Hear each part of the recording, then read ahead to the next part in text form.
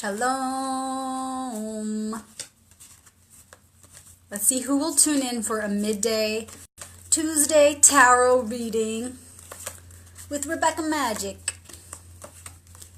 I just feel really guided to do this right now. I don't usually do Tuesday tarots or anything like that, but this is sort of spontaneous, and I feel that it's necessary for me to pull two cards right now. One card representing the first half of the week and what is behind us or about to be, and one card representing what we're about to step into, or what the latter half of the week is going to involve.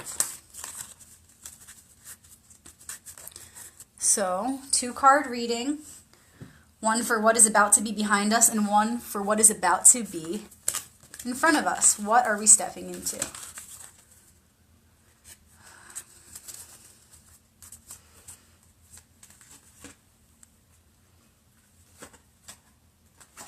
Whoa! The High Priestess and the Emperor. Woohoo! That's super powerful. Okay, so the one for what is behind us, or what is about to be behind us, is the High Priestess. The High Priestess is the second card of the deck. Okay, and she is a major arcana card, super powerful. She is the intuitive self, the subconscious self, the going within and getting clear on that subconscious self, who we really are inside. This really represents what we have been going through as far as lessons around balance, intuition, trusting ourselves, knowing what is right, really revealing that to ourselves once and for all, diving into the subconscious mind and facing and accepting those truths about self. We're about to leave this behind and step into the fourth card of the deck, the Emperor. The Emperor is another major arcana card. He is masculine. So while she is really the feminine, I mean, she's got the moon at her feet. She's very much a symbol of the goddess or the divine feminine. He is a symbol of the divine masculine. He has a king-like energy, the aggressor energy.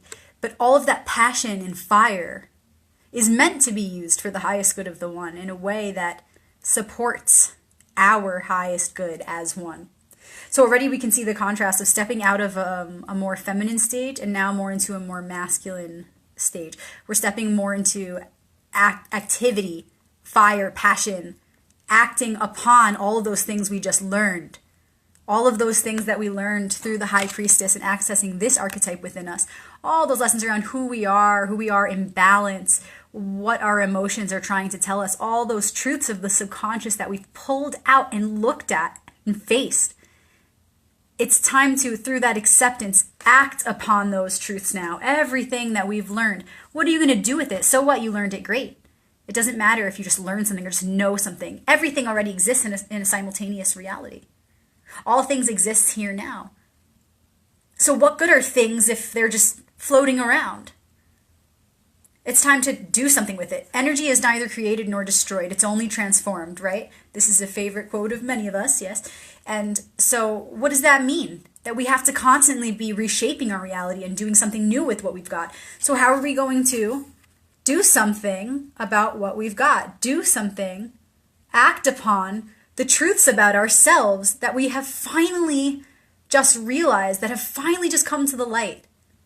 Maybe it's something that we've looked at again and again, and I'm sorry, I'm not going to say maybe, I'm going to say definitely. The thing that we're needing to act upon now is something that we've maybe felt stuck with, or something that we've experienced over and over again, something that we got so comfortable with believing that up until now we kind of got stuck in it. And stuck not in a negative way, but in a way that it kept repeating so that we can go deeper and deeper into whatever that lesson was for the self. Because the deeper we go, the more potential we have to heal with those depths. All the things we know, the more darkness we go through, that we move through, the more struggles we go through, the stronger we are on the other end. And this is also the Torah portion for the week. It relates to this past week's story of Jacob and the angel, wrestling the angel. The whole point was that we earn our name. We create a new self. when we not only face the challenge, but we rise above it. This is the collective theme right now. And it's going to start transforming by the end of the week. I can see that. I can see it. I can experience it. Like it's right there. And I feel that's why I was called to do this reading, to really, like pinpoint this moment as the one where things are going to switch. I just feel it. I know it. From, the microcosm to the macrocosm, I feel this shift happening right now where the energies are beginning to turn. I don't follow astrological weather, but I'm usually on point with whatever that, whatever is shifting out there, because it's really in here. Okay, so we're moving from this to this. Okay, so it means we just went through a lot of introversion. We just went through a lot of really getting in touch with that voice inside. Who do I really want to be? What have I been doing? Is that really what I want to do? No, well then this is what I want to do. A lot of self-evaluation. A lot of us have been hermits. We all try to say, oh, well, it's just the colder months. The colder months have me, trying to be cozy and inside. Bullshit! That's only one angle. That's only one angle. It's a very limited perspective. Don't use that as a cop-out. That's not even fair. That's not even fair to yourself. That's just another result of a deeper thing that's happening. That going inside and becoming a hermit and the season changing, it's all connected. It's all a much bigger image. And everything is in right order and perfect order. We're not going out of our way to be hermits. We're not going out of our way to do this or that. We're simply acting upon our natural design, which can't be avoided. And so we're coming out of our shell now a little more. We're ready to go out there, ready to put ourselves out there. Ready to take action upon ideas that we've had in the recent past. Even in the past few days, we're coming to these, points of feeling fulfilled with the realizations that have shown up for us. Whether they were beautiful and easy to swallow, or very difficult to swallow and really heartbreaking even for some, and painful to realize certain things about self. Whatever the self-reflections brought you, whatever truths were revealed to you in the most recent past up until today, those are things that you're ready to change. And unless you take action upon it and really keep her with you, okay?